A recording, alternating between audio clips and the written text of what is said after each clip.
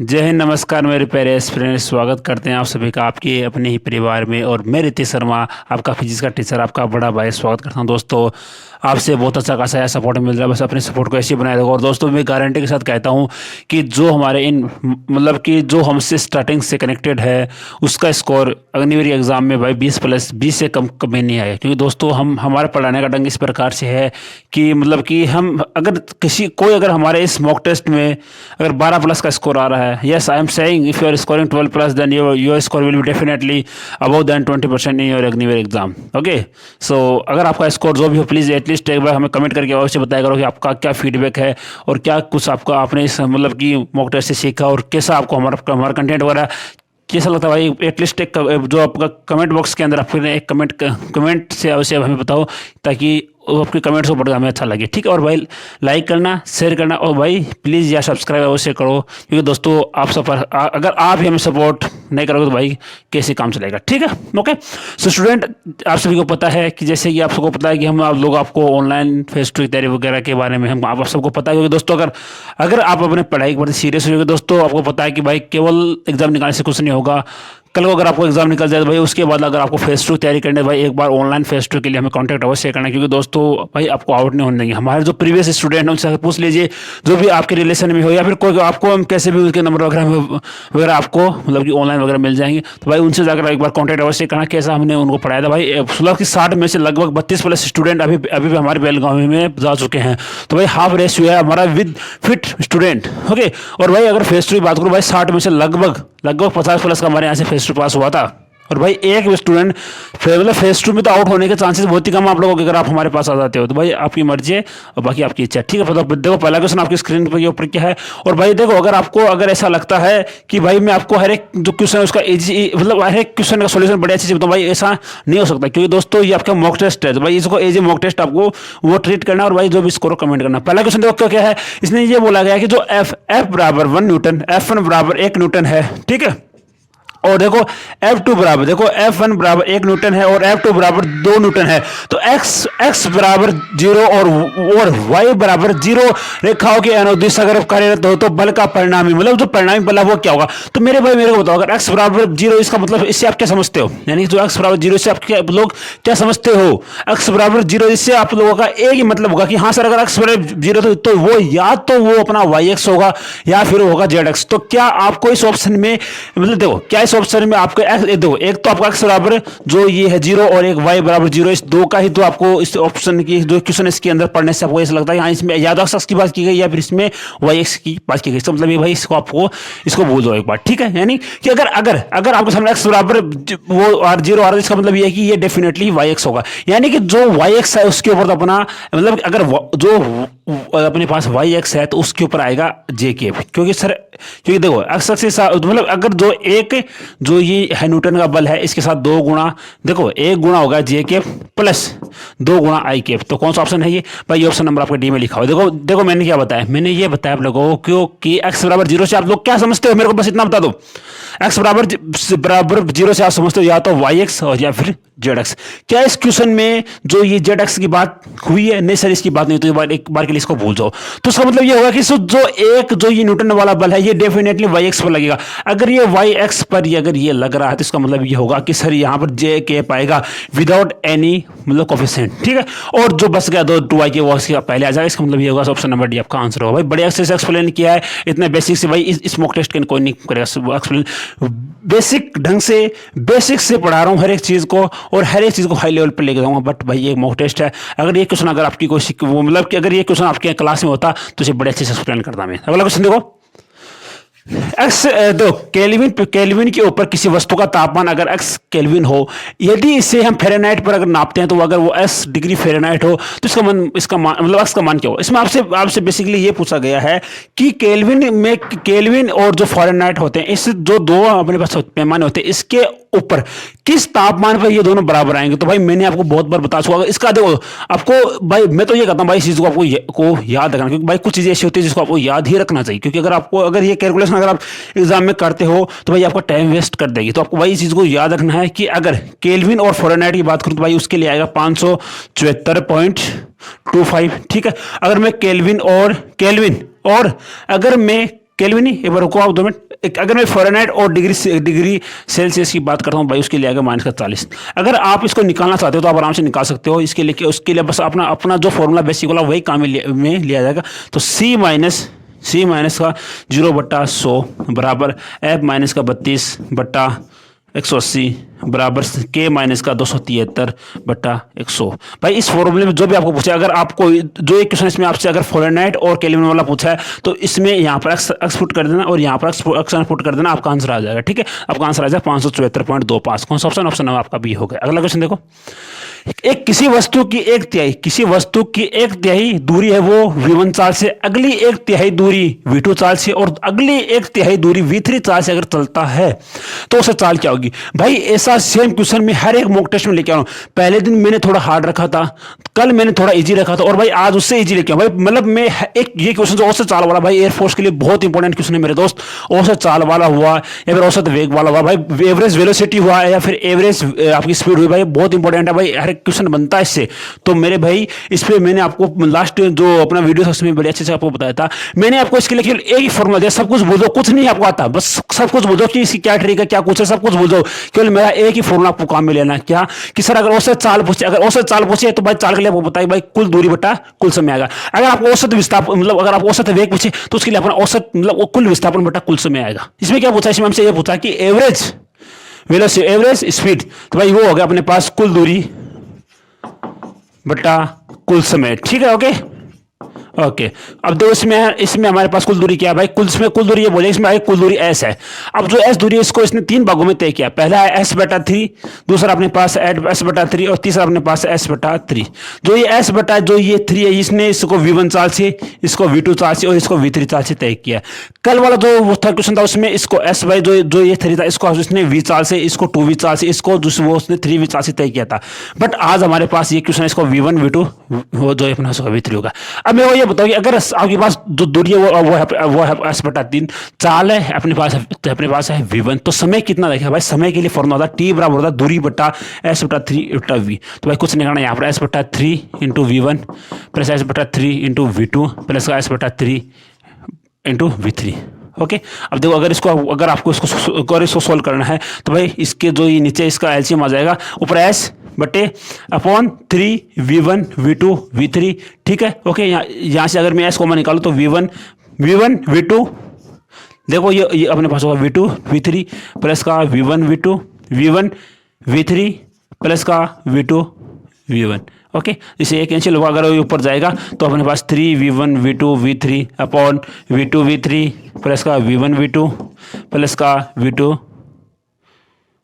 तो आ गया ना, हाँ होगा v3 v1। ठीक है, ओके। कौन सा ऑप्शन? ऑप्शन नंबर आपका डी सही होगा। भाई आपको कुछ नहीं याद रखना, अगर आपको इतना फॉर्मूला अगर आपको याद नहीं, मगर देखो स्टूडेंट, अब आपका ये क्वेश्चन होगा कि सर क्या इतना बड़ा क्वेश्चन था? भाई ये बड़ा कहाँ पर? मैंने इसको आपको सोल्व किया है, इसलिए मैंने आपके सामने हर एक स्टेप को लिखा है।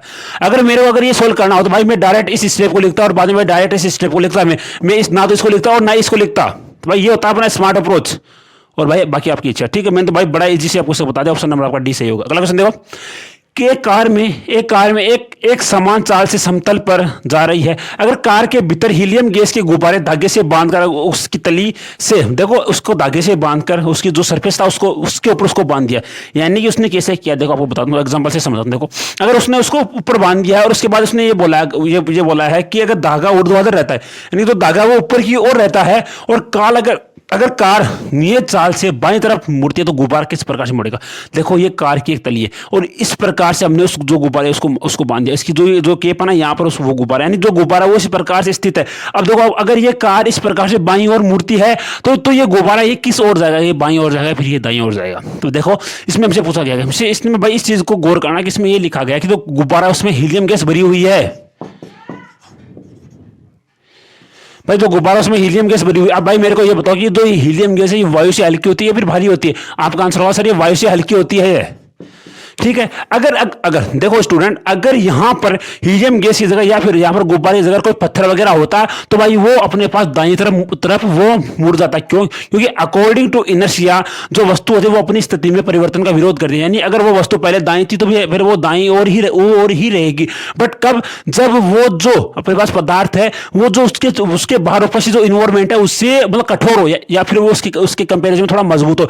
बट हमने जो गुब्बारा था, इस गुब्बारे में हीलियम गैस को भरा, और भाई ये हीलियम गैस है वायु की तुलना में हल्की होती है। इसी वजह से जो गुब्बारे वगैरह होते हैं, अगर उसको हम छोड़ दें, अगर मानो कि अगर मैंने गुब्बारे को इस प्रकार से पकड़ के रखा है और फिर अगर मैं इसको छोड़ देता हूं तो गुब्बारा हवा में उड़ जाए, क्योंकि भाई हीलियम गैस वायु की तुलना में हल्की होती है। इसका मतलब ये होगा कि यहाँ पर बस जो अपने पास यहाँ पर जो इनर्शिया वाला कॉन्सेप्ट है वो यहाँ पर अप्लाई नहीं होगा। इसका मतलब ये होगा कि जो गुब्बारा है वो जो कार मुड़ रही है उसी डायरेक्शन में वो गुब्बारा भी मुड़ जाएगा। ये बात समझ में? मैंने आपको भाई इस चीज को बड़े अच्छे से बताया है। अभी बता रहा हूं कि अगर यहाँ पर गुब्बारे जगह कोई पत्थर वगैरह होता या फिर कोई ऐसी चीज होती जो वायु की तुलना में भारी होती है तो भाई वो दाईं तरफ मुड़ जाती। बट यहाँ पर वो गुब्बारा और गुब्बारे में भाई हीलियम गैस भरी हुई है, और जो हीलियम गैस है वो जो अपने वायु होती है उसके कंपैरिजन में हल्की होती है, जिसकी वजह से भाई वो जो जहां पर वो कार मुड़ रही है उसी की डायरेक्शन में आ जाएगी। इसका मतलब ये होगा कि भाई वो बाईं तरफ गिर जाएगा। ऑप्शन नंबर आपका डी होगा। अगला क्वेश्चन देखो,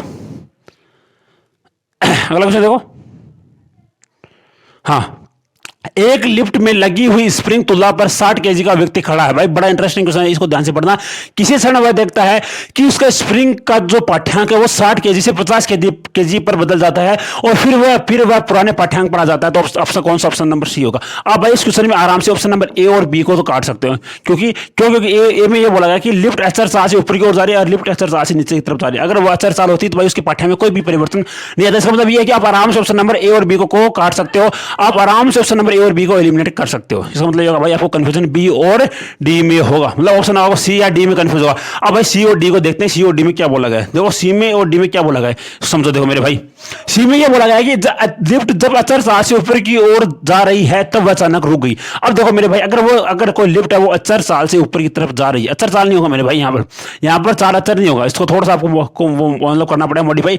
इस अचर चाल की जगह आपको थोड़ा देखना है कि उसकी जो गति है वो अपने पास परिवर्तित है, या फिर एक काम करो कि अचर चाल रखो। क्योंकि भाई जब वो लिफ्ट यहाँ पर रुक रही है ना, यहाँ पर रुक रही है तो यहाँ पर उसका वेलोसिटी चेंज हो रही है। तो भाई इसको ऑप्शन वाइजिटी देखो, कोई दिक्कत नहीं। देखो अगर कोई लिफ्ट अचर चाल से ऊपर की ओर जा रही है और वह रुकती है, यानी मतलब यह है कि अगर यहाँ पर अगर किसी वस्तु है या फिर कोई लिफ्ट अगर उसमें त्वरण उत्पन्न हो रहा है तो उसका जो परिणामी जो त्वरण आएगा वो क्या आएगा सर? आपका आंसर होगा जी प्लस का ए। देखो अगर कोई ऊपर जा रही है तो उसमें परिणामी त्वरण जी प्लस का ए होगा। कब? जब वह त्वरित हो, जब वह एक्सेलरेटेड हो। बट यहां पर यह बोला गया कि तो वो जो लिफ्ट है वो भाई वहां पर जाकर रुक रही है। अगर वो रुकेगी तो भाई उसमें त्वरण नहीं होगा, उसमें मंदन होगा। अगर भाई वो रुक रही है तो भाई उसमें त्वरण नहीं होगा, भाई उसमें मंदन होगा। ठीक है, ये बात समझ मेरे दोस्त? ठीक है, ओके। अगर वो लिफ्ट ऊपर जाकर रुक रही है तो भाई उसमें त्वरण नहीं होगा, भाई उसमें मंदन होगा। ओके, अगर उसमें अगर मंदन आ रहा है इसका मतलब ये होगा भाई यहाँ पर जी माइनस का ये आ जाएगा। कब? जब उसका पाठ्यांक अगर 60 से 50 हो रहा है तब वह रुकने की स्थिति में है। यानी कि अगर सपोज मैं पहले अच्छा इस प्रकार से दौड़ रहा हूं, ठीक है, और अचानक से अगर मैं रुक रहा हूं तो इसका मतलब ये होगा कि सर मेरे अंदर कुछ समय तक ऐसा कुछ समय होगा, या 2 सेकंड या फिर 3 सेकंड कुछ ऐसा समय होगा कि जहां पर मेरे अंदर मंदन आ रहा है। और जो वो मंदन वाला समय है ना, जहां पर मेरे अंदर मंदन उत्पन्न हो रहा है, तो भाई उसी समय की बात यहाँ पर कही गई है कि उसका जो पाठ्यांक है वो 60 से 50 हो गया है। और जब मैं रुक जाऊंगा तब मैं अपनी पुनः स्थिति में मैं अपनी जो पहले वाली स्थिति में आ जाऊंगा। इसका मतलब ये होगा कि पहले 60 से 50 हुआ तब वह थी मंदित, और जब वह रुकी तो उसका पाठ्यांक वापस 60 होगा। यानी ऑप्शन नंबर आपका सी सही हो गया। Any confusion? No confusion. क्यों? ये बड़े अच्छे से समझा, नहीं समझ में वीडियो रिवर्स करके देख लेना, समझ में आ जाएगा। अगला क्वेश्चन देखो। और ऑप्शन नंबर डी क्यों नहीं होगा भाई? ऑप्शन नंबर डी में अगर आप देखते हो अगर कोई पिंड, अगर कोई लिफ्ट नीचे की ओर त्वरित है तो उसमें जी माइनस का ही होता है। बट अगर वो नीचे की तरफ जाएगी और उसकी अगर वो रुक रही है तो उसमें मंदन आएगा, जिसकी वजह से यहाँ पर जी प्लस का ये हो जाएगा इस क्वेश्चन में। तो भाई ये आंसर नहीं होगा, क्योंकि यहाँ पर 60 से आपका 60 से बढ़ना चाहिए था, बट यहाँ पर कम हुआ है, तो मतलब ऑप्शन नंबर सी होगा। अगला क्वेश्चन देखो। हाँ, एक लिफ्ट में नीचे की ओर गुरुत्व जनित त्वरण से नीचे की तरफ आ रही है एम द्रव्यमान के एक पिंड को जो अचानक लिफ्ट की सतह पर रखा हुआ है और उसे क्षैतिज डायरेक्शन में खींचा जाता है, तो यदि घर्षण गुणांक म्यू हो तो पिंड पर लगाया गया घर्षण प्रतिरोध क्या होगा? भाई मेरे को ये बताओ कि सर इसमें निकालना क्या है? इसमें आपको निकालना घर्षण प्रतिरोध। भाई घर्षण प्रतिरोध होता क्या है? घर्षण जो भाई ये घर्षण प्रतिरोध है, इससे आपका मतलब क्या? घर्षण प्रतिरोध से आपका मतलब ये होता है कि यहां पर आपको जो घर्षण देखो, घर्षण बोला था उसका मतलब ये, घर्षण बल का मतलब होता है कि कि मानो अगर यहाँ पर कोई पिंड रखा हुआ है तो अगर वो इधर की ओर गति करे तो जो घर्षण बल होता है भाई वो इस साइड में लगने वाले बल के बराबर होता है, बट वो इसके अपोजिट होता है। यानी कि अगर मानो अगर मैं यहाँ पर खड़ा हूँ, अगर मेरे कोई इस डायरेक्शन में अगर मेरे को खींचे तो घर्षण बल वो मेरे पीछे की तरफ लगेगा, बट अगर कोई मेरे को इधर खींचे ही नहीं, अगर मानो मैं इसी पोजीशन में खड़ा हूँ तो भाई मेरे द्वारा लगाए घर्षण बल तो वो तो जीरो हो गया ना। अगर मैं गति करूंगा तभी मैं जो वस्तु है या फिर नीचे मेरे पास जो फर्श वगैरह है तो मैं उस पर तभी तो इस पर जो कुछ बल वगैरह लगाऊंगा, कुछ मतलब घर्षण बल वगैरह लगाऊंगा।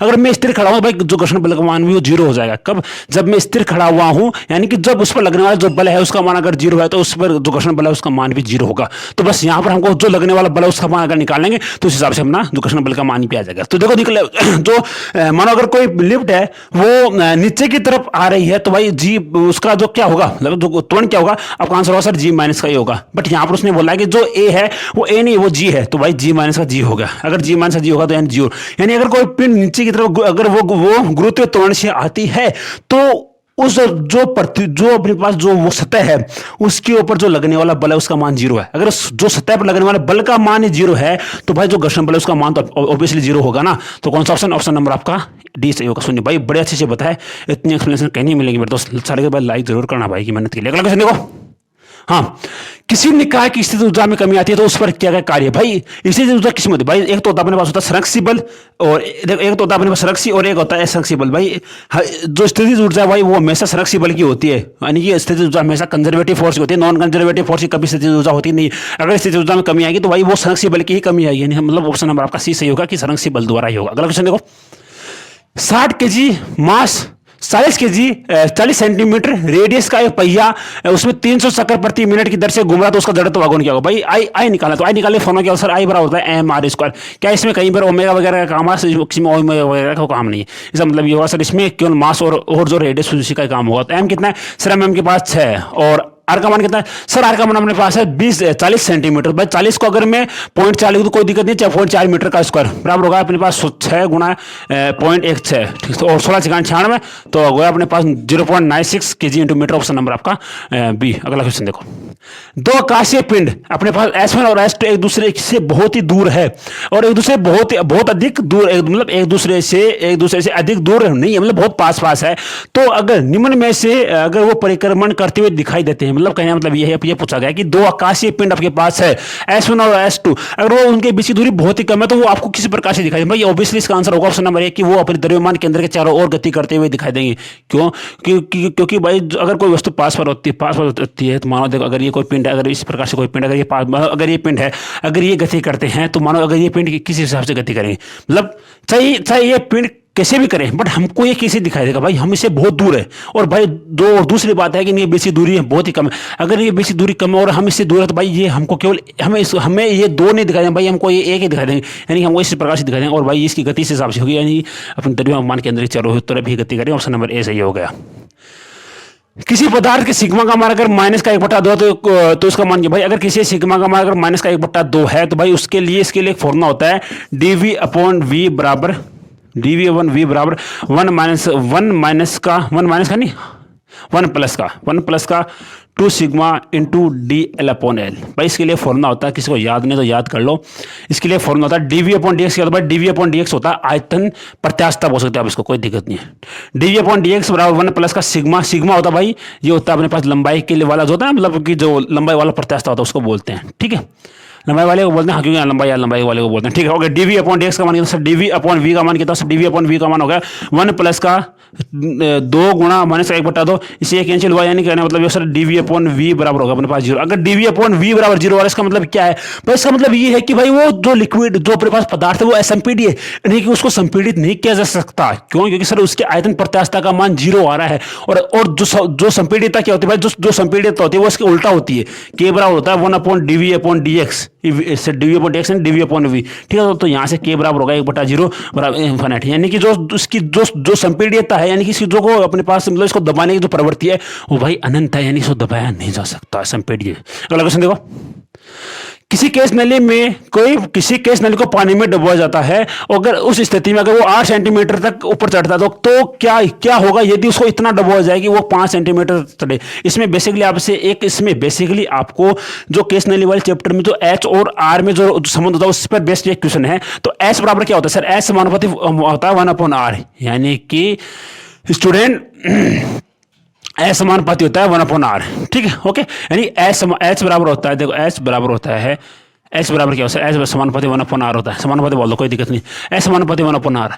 पहले 8 था और बाद में ये 5 हो गया, यानी कि सर इसका मान घट गया, अगर इसका मान घट गया तो इसका मान बढ़ेगा, यानी कि आर का मान बढ़ेगा। कौन से ऑप्शन में आर का मान बढ़ रहा है, ऑप्शन नंबर ए में ही बढ़ रहा है। ऑप्शन नंबर ए को टिक कर दो, आगे बढ़ दो। अगला क्वेश्चन देखो, 3 एक समान लिक्विड है, पात्र में 3 विभिन्न लिक्विड्स है, ए बी सी है, और इसमें ये बोला गया sir row A greater than row B greater than row C है, तो यहां पर इस उनके आधार पर दाब कितना होगा भाई, उसके आधार पर दाब पूछा। भाई दाब का फॉर्मूला क्या होता है, पी बराबर होता है रो जी एच, यानी रो जी एच। अगर हाइट सेम है, जी सेम है, तो भाई ये इस पर केवल रो पर डिपेंड करेगा, और ए के लिए रो का मान अधिक है, इसका मतलब ये होगा सर ए के लिए दाब का मान भी अधिक होगा। ऑप्शन नंबर आपका मतलब पात्र ए में अधिकतम होगा, ऑप्शन नंबर आपका बी सही होगा। अगला क्वेश्चन देखो भाई, इजी क्वेश्चन आराम से बता सकते हो। हाँ, एक धात्विक चादर में असमान व्यास के D1 और ये D2 दो छेद किए गए हैं, उसमें ये बोला गया है सर D1 ग्रेटर देन है D2 के, ठीक है, यानी तो D1 है, यानी कि एक D1 है वो तो इस हिसाब से, जो D2 है उस हिसाब से, यानी जो ऑब्वियसली ये होगा D1 ही होगा D2, यानी तो D1 ग्रेटर देन होगा D2, ठीक है, ओके। तो जब चादर को गर्म किया जाए तब क्या होगा, जब हम चादर को गर्म करेंगे, इसका भाई ऑब्वियसली आप आराम से आंसर बता सकते हो कि जब हम इसको गर्म करेंगे तो भाई जो ये दोनों है, ये दोनों का विस्तार बढ़ेगा। भाई इस चीज़ को आप प्रैक्टिकली ही भी घर पर कर सकते हो।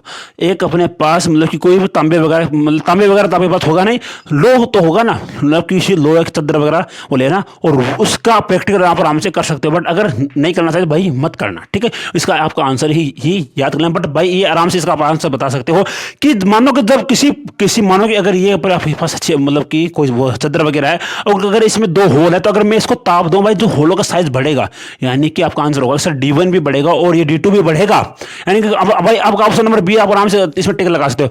बट अगर कल को ये क्वेश्चन आ जाए सर भाई इसमें D1 ज्यादा बढ़ेगा या फिर जो D2 ज्यादा बढ़ेगा, तो भाई इसका आंसर होगा भाई जो ये D1 ज्यादा बढ़ेगा, क्योंकि भाई D1 का आकार बड़ा है, तो भाई ये अधिक उष्मा को ऑब्जॉर्व करेगा, जिसकी वजह से इसका जो एक्सपेंशन है भाई वो ज्यादा होगा कंपेयर टू D2, ठीक है। तो ऑप्शन नंबर आपका बी होगा। अगला क्वेश्चन देखो, हाँ, किसी गैस का वर्ग माध्य मूल वेग उसी ताप पर ऑक्सीजन की तुलना में √2 गुना है, तो भाई वो कौन सी हो सकती है। भाई बड़ा इंटरेस्टिंग क्वेश्चन है, इससे आपको भाई ये थोड़ा उल्टा क्वेश्चन पूछ लिया गया है। इसमें मतलब कि आपके मतलब कि आज तक आपने क्या पढ़ा है, आज तक आपने बस इतना ही पढ़ा है कि जो ऑक्सीजन की तुलना में किसका वेग √2 गुना होगा, मतलब या फिर किस मतलब ऑक्सीजन की तुलना में, या मतलब मानो एक तो गैस ऑक्सीजन हो गई और एक गैस कुछ और दे दिया आपको, तो इससे आपको ये पूछा गया अगर इसका 1 है तो, या फिर अगर इसका 1 है तो भाई इसका कितना होगा, इस हिसाब से पूछा जाता है।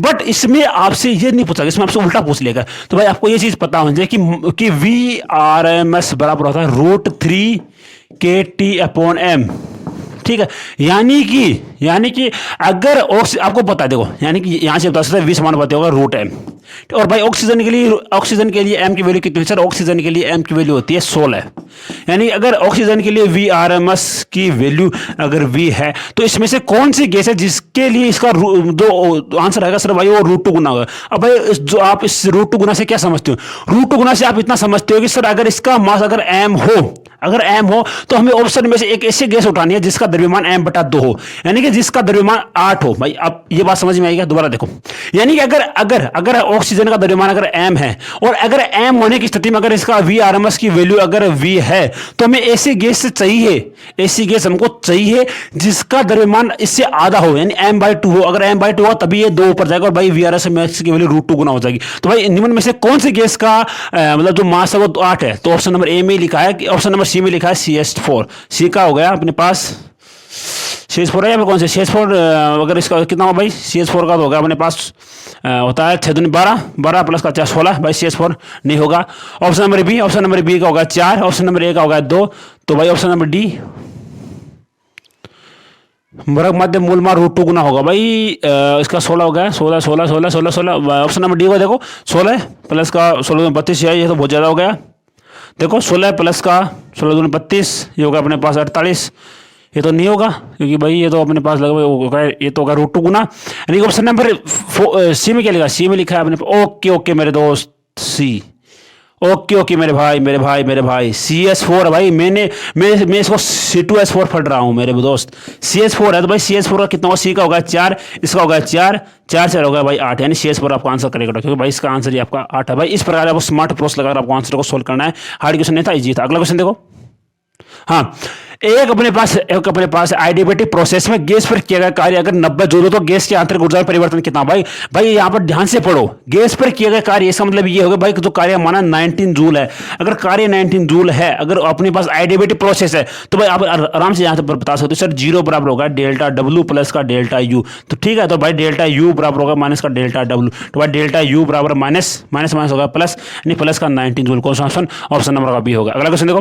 कार्नो इंजन की दक्षता एक अपने पास 127 डिग्री सेंटीग्रेड पर कार्य रहता है और दूसरा अपने पास 87 डिग्री सेंटीग्रेड पर बीच कार्य रहता है। तो इनके बीच में कार्य जो अपने पास है कार्नो इंजन, इसकी दक्षता कितनी है भाई। जो इसके लिए फॉर्मूला क्या होता है भाई, जो दक्षता के लिए एफिशिएंसी के लिए एक ही फॉर्मूला अपने पास होता है क्या स्टूडेंट, जो अपने पास दक्षता है उसके लिए फॉर्मूला होता है अपने पास ईटा बराबर होता है अपने पास 1 माइनस का T2 बटा T1। ठीक है, 1 माइनस का T2 कितना सर अपने पास है, T2 अपने पास भाई हमें यहाँ पर जो वैल्यू होती है भाई वो हमें केल्विन में पुट करनी पड़ती है। जो T2 अपने पास है 273 प्लस का 87 कितना हुआ सर, ये होगा अपने पास 0 15 6 और 2 3 यानी 360, और ये होगा अपने पास 100 मतलब 100 जोड़ो भाई होगा 400। ठीक है, ओके। तो भाई अगर इसका डिफरेंस 40 बटा 400 गुणा 100 आगे काटोगे तो भाई आपका आंसर आएगा 10%। कौन सा ऑप्शन, ऑप्शन नंबर आपका ए सही होगा। अगला क्वेश्चन भाई आराम से बता सकते हो, इजी क्वेश्चन था, कोई हार्ड भी नहीं था, आराम से बता सकते हो। अगला क्वेश्चन देखो।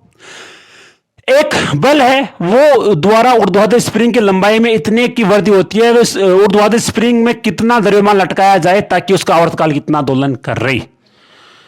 भाई इसमें पूछा गया, इसमें आपसे ये पूछा गया कि एक स्प्रिंग वाली घड़ी है जिसका आवर्तकाल कितना, स्प्रिंग वाली जो घड़ी होती है उसका आवर्तकाल T बराबर होता है 2π√m/k। यानी कि भाई इसमें आपके पास क्या पूछा, इसमें ये पूछा गया है कि आपको मास निकालना है, तो मास निकालने का आपको आवर्तकाल दिया गया है, बट भाई आपके पास K की वैल्यू नहीं है। तो भाई K की वैल्यू आप आराम से निकाल सकते हो, A बराबर होता है kx। ठीक है, तो यहां से K बराबर होगा F/x। F की वैल्यू कैसे, आपकी वैल्यू अपने पास है 6.4 अपॉन x की वैल्यू अपने पास है 0.1। ठीक है, इसका वैल्यू होगा सर 64। ठीक है, आप आराम से बता सकते हैं T बराबर, T की वैल्यू कितने, T की वैल्यू अपने पास है π/4 बराबर 2π√m। m की वैल्यू कितनी, m की वैल्यू तो निकाल लिया। ठीक है, m/64। ठीक है, ओके, ये पाई से पाई कैंसिल और ये इधर जाकर 8 हो गया, 1/8 बराबर m/64। ठीक है, इसका स्क्वायर कर दिया मैंने। ठीक है, ओके, m बराबर आ गया अपने पास 1। कौन सा ऑप्शन, ऑप्शन नंबर आपका बी से 1 kg। भाई आराम से बता सकते हो, भाई इजी क्वेश्चन था, कोई हार्ड नहीं था। अगर ये क्वेश्चन आपको हार्ड लग रहा है भाई, ऐसे क्वेश्चन मिलेंगे और समझ में नहीं आए तो दोबारा देखना, वीडियो समझ में आ जाएगा। अगला क्वेश्चन देखो। सोता 10 मीटर रेडियस के गोले में 200 पाई वोट की शक्ति उत्पन्न कर रहा है, तो गोले की सतह पर प्रतिध्वनि प्रबलता कितनी होगी। भाई क्वेश्चन को देखो, भाई ये क्वेश्चन आपके लिए नया हो सकता है। भाई इसमें अभी मैं आपको एक दो फॉर्मूला बताऊंगा, भाई उसको अपनी कॉपी में नोट डाउन कर लेना, क्योंकि भाई अभी ऐसे क्वेश्चन बहुत ज्यादा ट्रेंडिंग में है। तो देखो क्वेश्चन देखो, क्वेश्चन क्या होता है एक्चुअली हमसे ये पूछा गया है कि जो अपने पास दोनों की प्रबलता क्या होती है। भाई उसके लिए अपने पास फॉर्मूला, दोनों की प्रबलता के लिए फॉर्मूला होता है 10 log 10 base I upon I node, और यहाँ पर I नोड की वैल्यू होती है 10⁻⁻⁻। यानी सर हमें I की वैल्यू निकालनी है। I की वैल्यू हम कैसे निकालें सर, I की वैल्यू अपने पास होती है शक्ति बटा यानी क्षेत्रफल, यानी I होता है वो होता है शक्ति बटा क्षेत्रफल, शक्ति बटा क्षेत्रफल। ठीक है, ओके, यहाँ तो पावर कितने सर, पावर अपने पास है 200 पाई। ठीक है, ओके, और अपने पास सर एरिया कितना सर, अपने पास है एरिया सर अपने पास πr² होता है ना, एरिया अपने पास होता है πr², क्योंकि सर अपने पास सर गोला है, गोला दोनों सर इतनी मीटर की, हाँ सर भाई गोला है।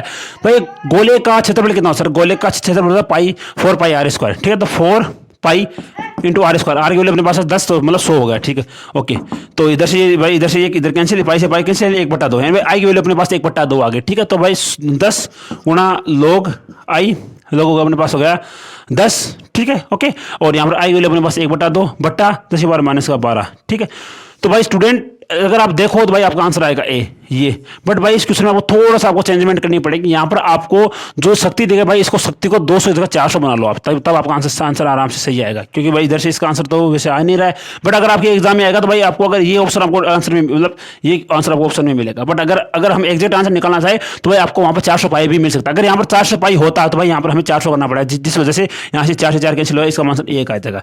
अगर इसका मान 1 आ रहा है भाई, इधर 1 आएगा, अगर इधर 1 आ रहा है उसका मतलब ये होगा सर 10 log 10 बेस, ये ऊपर जाएगा गुणा 10 पर प्लस का 12, ये 12 आगे आ जाएगा, तो 120 log 10/10 होगा सर, इसका मान 1 होगा, तो 120 डेसिबल। कौन सा ऑप्शन? ऑप्शन नंबर आपका बी होगा भाई। देखो मतलब ऑप्शन नंबर बी नहीं, ऑप्शन नंबर आपका सी होगा। तो भाई देखो मैंने क्या बताया, मैंने इतना बताया सर, इसके लिए फॉर्मूला होता है सर, जो अपने पास मतलब कि ध्वनि की प्रबलता के लिए फॉर्मूला होता है 10 आई बटा आई नॉट वाला फॉर्मूला होता है। इसमें आई नॉट की जगह वैल्यू होती है हमेशा फिक्स होती है 10⁻⁻12।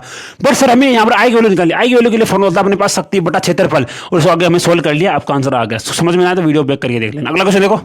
हाँ, हमें सर प्रतिरोध का मान निकालना, हमें ये बोला गया सर जो वोल्टमीटर का पाठ्यांक होता है, यानी तो वोल्टमीटर यानी वी लिखा भाई, इसका पाठ्यांक बताना है। तो भाई इस वोल्टमीटर का पाठ्यांक कैसे बताऊं मैं, यानी सर वोल्टमीटर का पाठ्यांक बताने के लिए सर मेरे को क्या चाहिए, मेरे को सर इसमें बहने वाली धारा का मान अगर मेरे पास हो, ठीक है देखो 500 ओम मेरे पास प्रतिरोध है, बट अगर कल को मेरे पास अगर इसमें बहने वाली धारा का मान आ जाए तो मैं आराम से इसका मान बता सकती हूँ। सर इसमें बहने वाली धारा का मान कैसे निकालूं, देखो स्टूडेंट को उसको ध्यान से देखना।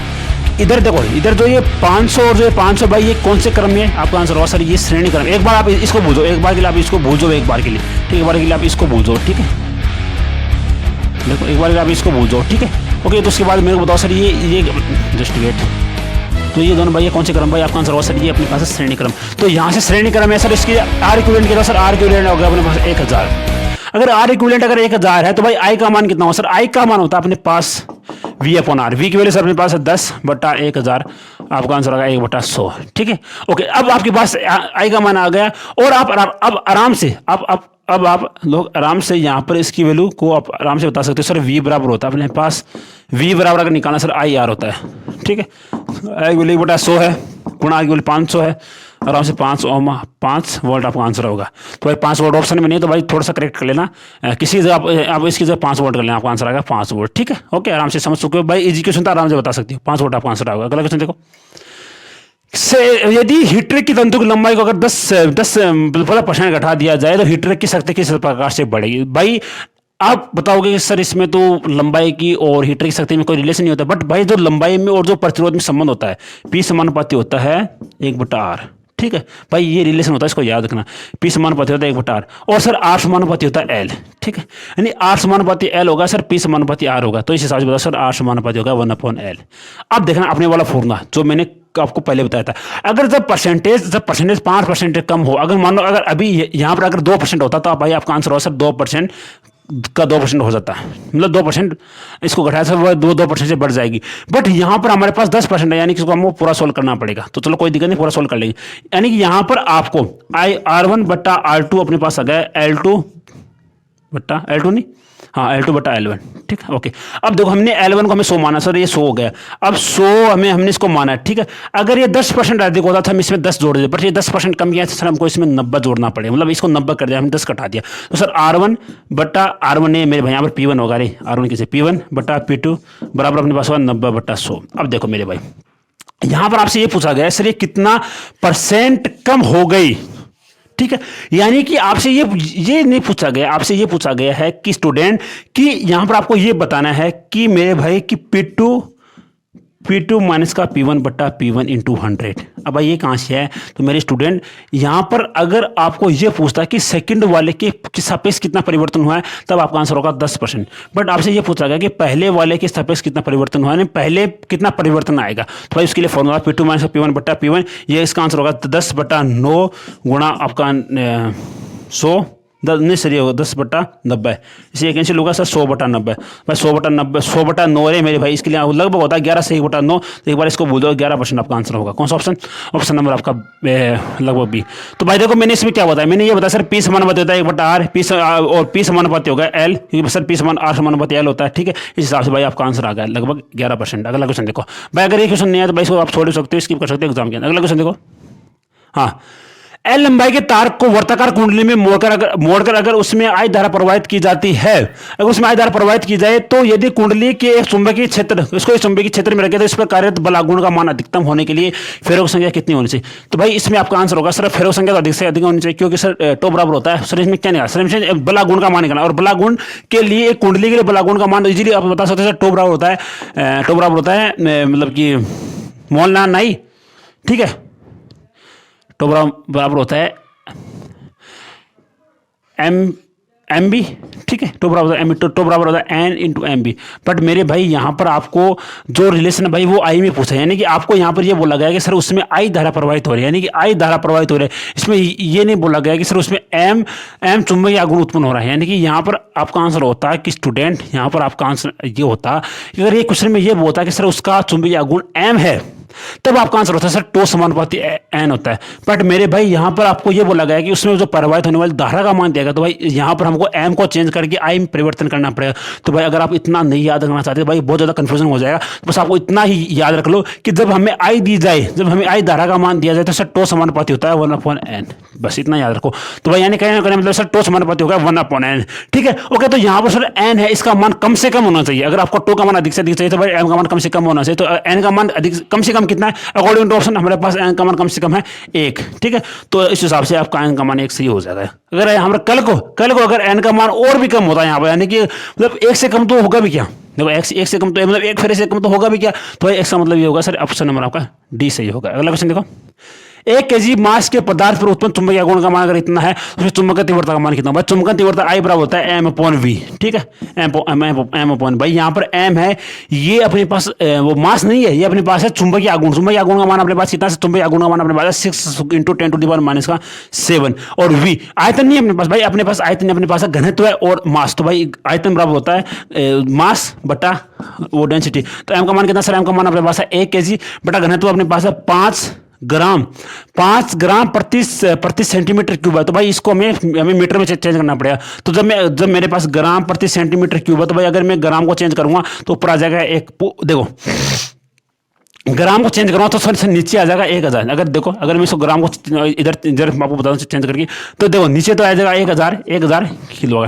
अगर मैं सेंटीमीटर क्यूब को चेंज करूँ सर वो 1000 ऊपर चला जाएगा, मतलब 100 का होल क्यूब, ठीक। अगर आगे इसको सोल्व करता हूँ सर अपने पास 1000 आ जाएगा, ठीक है। देखो मैंने इसको कैसे चेंज किया, देखो जब मेरे को ग्राम को किलोग्राम में चेंज करना है तो मेरे को 1000 का भाग देना पड़ेगा, और जब मेरे को सेंटीमीटर क्यूब को मीटर में चेंज करूंगा तो इसका मान ऊपर चला जाएगा। तो इस हिसाब से आपका 1000 आएगा, मतलब 5 गुना 1000 है 10⁻³ होगा, ठीक है। ओके, 1/5 10⁻³, ठीक। ओके, तो इधर देखो 6, इधर भाई लिख लो ना आराम से, कोई दिक्कत नहीं। इधर 1/5 10⁻³, ठीक। अगर ये ऊपर जाएगा तो 6 × 5 × 10⁻⁷ × 10⁻³, ठीक है।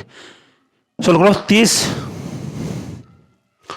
× 10⁻⁻⁴, ठीक है। तो 3 × 10⁻⁻³ आपका आंसर आ जाएगा। कौन सा ऑप्शन भाई, 3 × 10⁻⁻³ ऑप्शन में नहीं है, तो कहीं कोई कैलकुलेशन मिस्टेक हो गई क्या। ओके मेरे भाई कैलकुलेशन मिस्टेक हो गई हमें से। क्यों, क्योंकि मेरे भाई इधर जो ये ग्राम बना ये भी भाई हमारे पास एम है, इसका मान मेरे पास ग्राम में है मेरे दोस्त। इसका मतलब ये होगा मेरे भाई यहाँ पर जो ये ग्राम इसको भी हमें चेंज करना पड़ेगा। यानी कि देखो इसको अच्छे से समझो, कोई नहीं हमको इसको अच्छे से समझाएं। देखो वी बराबर होता है एम अपॉन रो, ठीक है। इसको देखो एम अपॉन रो होगा अपने पास 1 ग्राम बट्टा अपने पास होगा 5 ग्राम प्रति सेंटीमीटर क्यूब। इधर देखो ये ग्राम से ये ग्राम कैंसिल होगा तो सर सेंटीमीटर के ऊपर चला जाएगा, तो 1/5 सेंटीमीटर ऊपर क्यूब नहीं भाई, इधर नहीं सेंटीमीटर क्यूब इधर ही रहेगा, क्योंकि सर ये इसके अपॉन में लगभग 10⁻+ का 6, ठीक है। ओके, तो इस हिसाब से भाई इधर ऊपर 10⁻6 आएगा। अगर इसको अगर आप आगे कैलकुलेट करो तो आपका आंसर आएगा 3। कौन सा ऑप्शन, ऑप्शन नंबर आपका डी। अगला क्वेश्चन देखो, π√3 ओम के श्रेणी क्रम में जोड़ी जाने वाली कुंडली का प्रेरकत्व क्या होना चाहिए जिससे विद्युत वाहक बल व धारा के बीच कलांतरित ना रहे। भाई आराम से इस क्वेश्चन का आप आराम से आंसर बता सकते हो। इस हिसाब से भाई इस जो क्वेश्चन है इसका आंसर आराम से बता सकते हो आप। भाई कैसा निकलेगा, भाई कल वाले सेशन में भी ऐसा क्वेश्चन था हमारे पास एक, तो भाई इसमें हमें कलांतर से इसका आंसर बताना पड़ेगा। तो भाई कलांतर tan φ बराबर कितना होता है, tan φ बराबर होता है अपने पास, जब अगर अपने पास प्रेरकत्व होता है तो अक्सल बटा आर होता है। तो tan φ tan 60 का मान होता है, tan 30 का मान होता है 1/√3 बराबर ओमेगा इंटू अपने पास एल बटा अपने पास होगा π√3, ठीक है। अब देखो मेरे भाई अब आपका आंसर होगा सर यहाँ पर हमें ओमेगा की वैल्यू हमारे पास है नहीं, बट मेरे भाई ओमेगा की वैल्यू आपके पास दी हुई होती है। देखो कैसे निकालना पड़ेगा, 2πf × L बटा π√3। अब देखो भाई सर आपको याद है ना कि भारतवर्ष में ऐप की वैल्यू कितनी, सर भारतवर्ष में ऐप की वैल्यू 50 होती है। भाई इसका मतलब ये हो सर यहाँ पर 50 हमको कहाँ पर काम लेना पड़ेगा, ठीक है। भाई √3 कैंसिल, ये से कैंसिल, तो उस हिसाब से अपने पास लगभग एक बराबर होगा 2 × 50 × L, तो L बराबर होगा 1/1 अपने पास होगा 100, 0.01 हेनरी आपका आंसर होगा। कौन सा ऑप्शन, ऑप्शन नंबर आपका डी। अगला क्वेश्चन देखो, थॉमसन के प्रयोग में 3 आवेशित कण 1:3:5 के अनुपात में है, तो पर्दे के एक स्थान पर प्रकाशित करते हैं, तो भाई इसके मास का अनुपात कितना होगा? भाई देखो इसका मास का अनुपात आपको निकालना, तो सर देखो आवेश का मान अपने पास ये है और इसका मास का अनुपात निकालना। भाई आवेश का मान अगर 1:3:5 आपके पास है, तो भाई इसके मास का अनुपात भी सेम यही होगा, 1:3:5, यानी कौन सा ऑप्शन?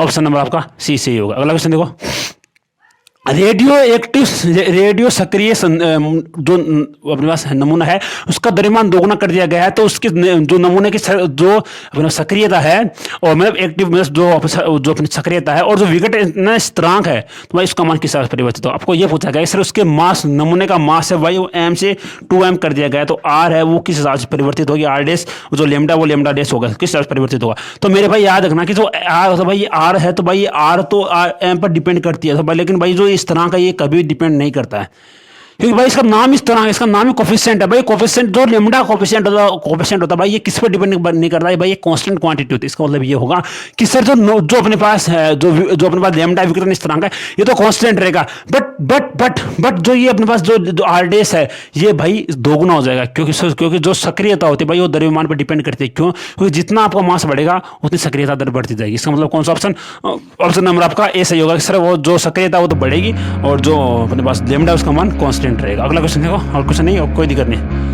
ओके तो मेरे भाई ये तो आप लोगों के आज फिजिक्स का वीडियो भाई, फिजिक्स प्रैक्टिस सेशन भाई, लगभग 30 क्वेश्चन, लगभग 25 क्वेश्चन थे अपने पास। भाई इसका जो भी आपका आंसर हो, आपका मतलब कि स्कोर भाई कमेंट करना, और भाई वीडियो अच्छा लगे तो भाई लाइक करना, कमेंट करना, शेयर करना, बाकी आपकी इच्छा है भाई।